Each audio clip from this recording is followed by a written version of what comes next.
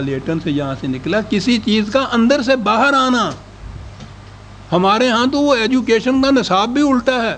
چند معلومات فراہم کر دی جاتی ہیں، اس کا نام ایجوکیشن ہوتا ہے. ایجوکیشن نہیں، یہ تو انفارمیشن ہے.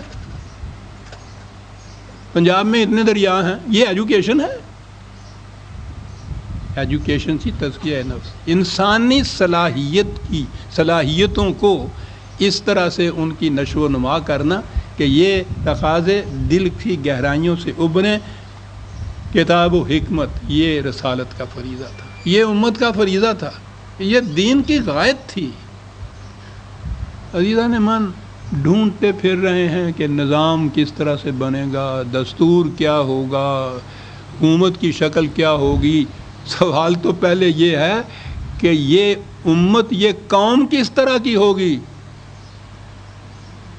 یہ پہلی چیز ہے. جب تک یہ نہیں ہوگا آپ جو جی میں آئیں، بہترین نظام بھی آپ قائم کر لیں، کچھ نتیجہ نہیں پیدا کر سکتا. مین بیہائنڈ دی گن جسے کہتے ہیں، یہ تو ہے کہ انسان کس قسم کے ہیں وہ.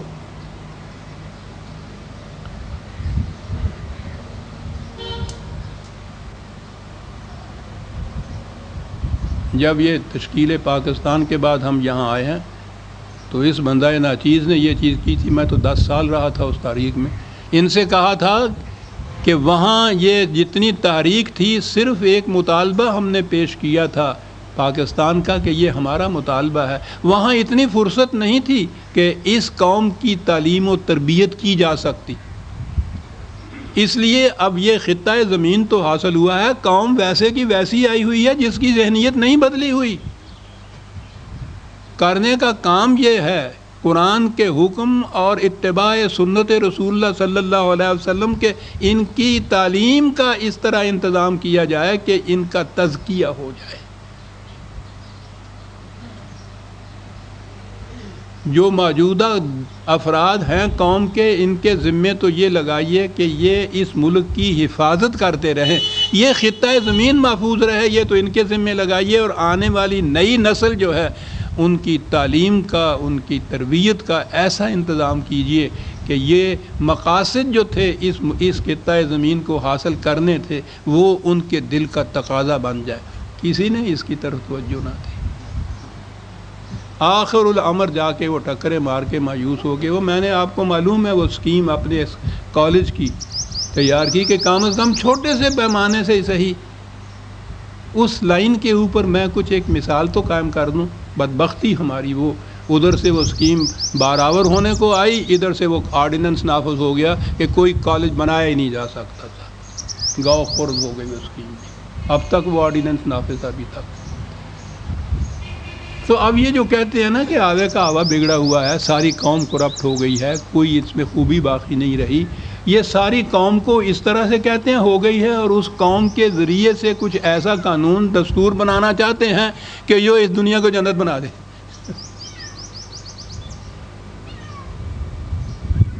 یہ یتلو علیہم آیاتہ ہوگا، یعلمہم الکتاب والحکمہ ہوگا ویزکیہم ہوگا. جب جا کے یہ ابن خطاب عمر فاروق بنے گا،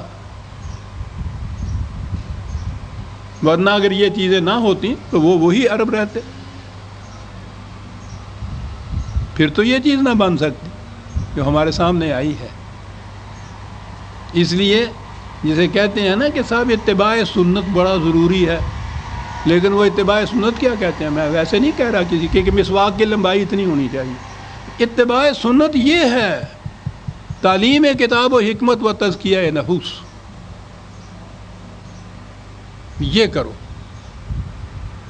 حکم خدا بندی بھی یہی ہے، اتباع سنت رسول اللہ صلی اللہ علیہ وسلم بھی یہی ہے. وَإِن كَانُوا مِن قَبْلُ لَفِي ضَلَالٍ مُبِينٍ. اس سے پیشتر تم گمراہی میں تھے، ایسی گمراہی جو دنیا دیکھتی تھی، ڈھونڈنا نہیں پڑنا تھا. پڑھ. یہ تو ہوا حضور کے سامنے جو مخاطب قوم تھی ان کے لیے، اور اس کے بعد وَآخَرِينَ مِنْهُمْ لَمَّا يَلْحَقُوا بِهِمْ. نبی اکرم صلی اللہ علیہ وسلم کی یہ نبوت حضور کی ذات تک، اولی قوم تک ہی محدود نہیں تھی. للناس حضور رسول تھے، نوع انسانی کے لیے. للناس یہ کتاب تھی پوری انسانیت کے لیے.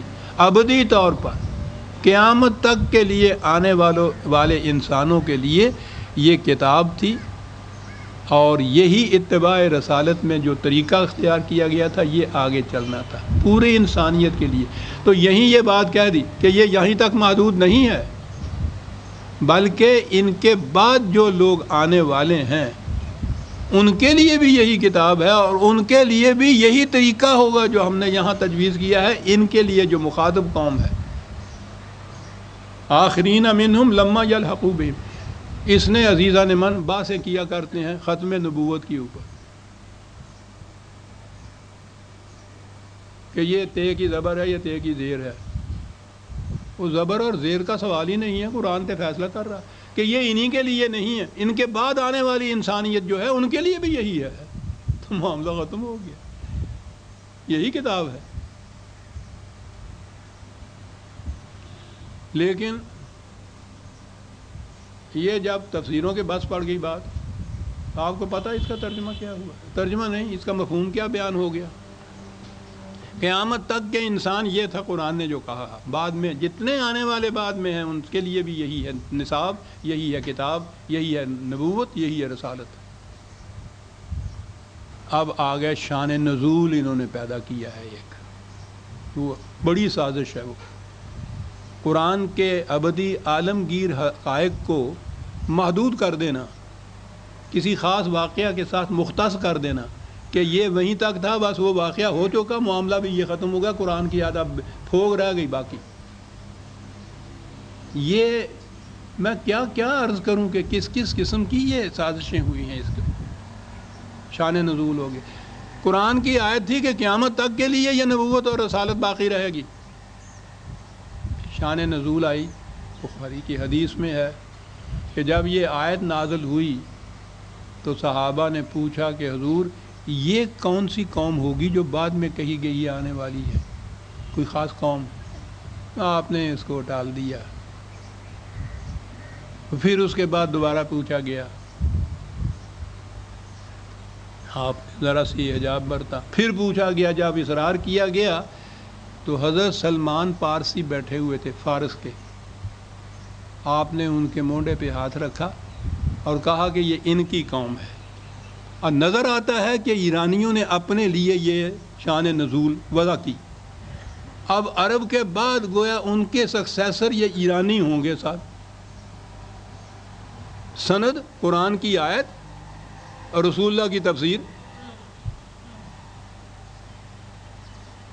غور فرمایا آپ نے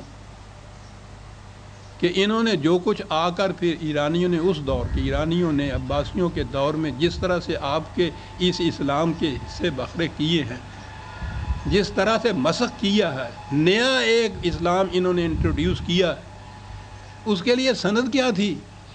سند یہ تھی کہ رسول اللہ صلی اللہ علیہ وسلم نے فرمایا تھا کہ عرب کے بعد یہ ایرانی ہیں جو اسلام کو سنبھالیں گے۔ تو وہ عرب پہلے ہو گئے حضور کے مخاطب، بعد میں لما یلحقوا بہم میں ہو گئے ایرانی، اور باقی ساری دنیا جتنی بھی ہے وہ پھر ضلال مبین میں ہی رہی۔ ان کے لیے تو پھر قرآن رہا ہی نا اس تفسیر کے بعد۔